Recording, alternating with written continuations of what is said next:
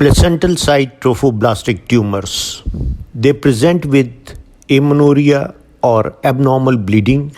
Most of them follow a normal pregnancy or missed abortion rather than molar pregnancy. Uterus is often enlarged and uterine perforation can occur. Persistently low elevated serum HCG levels. Most are considered benign, that is from 70 to 80%. They are less than 2% of gestational trophoblastic neoplasms. There is a neoplastic proliferation of extravillous trophoblast, also called intermediate trophoblast.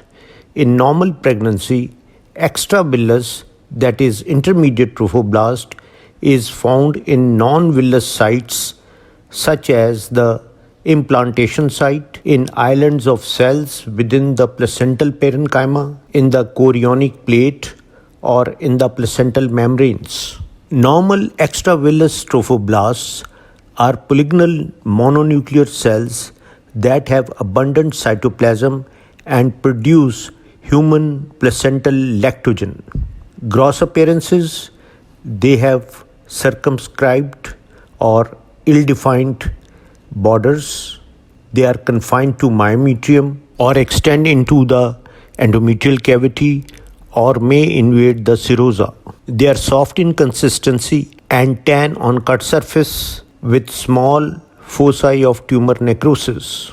Malignant transformation of extravillous trophoblasts give rise to placental site trophoblastic tumor, which present as a uterine mass accompanied by either abnormal uterine bleeding or amenorrhea and moderate elevation of beta HCG. Microscopically, placental site trophoblastic tumor is composed of malignant trophoblastic cells diffusely infiltrating the endomyometrium. They may be preceded by a normal pregnancy in 1/2 of cases, spontaneous abortion in 1/6 of cases, or hydatidiform mole in 1/5 of cases. There is predominance of intermediate trophoblasts. They are medium-sized cells with single nucleus, opaque cytoplasm, but no vacuoles. These cells may be atypical and mitotically active, having irregular borders.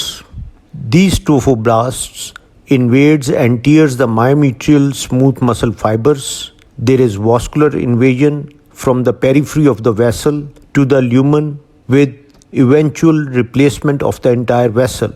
Fibrinoid material is deposited in the vessel. Poor prognostic indicators include high cellularity, high mitotic index, marked necrosis, local spread, and distant metastasis, which are seen in the lungs, liver, peritoneal cavity, and brain. Immunohistochemistry: cytokeratin is positive. Human placental lactogen is positive diffusely due to predominance of intermediate trophoblast. Human chorionic gonadotrophin is focally positive. Patient with localized disease or less than 2-year interval from prior pregnancy to diagnosis have an excellent prognosis. Tumor diagnosed at advanced stage or diagnosed 2 or more years following pregnancy have a poor prognosis. Overall, about 10% to 15% of women with placental site trophoblastic tumor died due to disseminated disease. Now, this is the photograph showing microscopic appearances of placental site trophoblastic tumor, in which intermediate trophoblasts, they are infiltrating the blood vessels.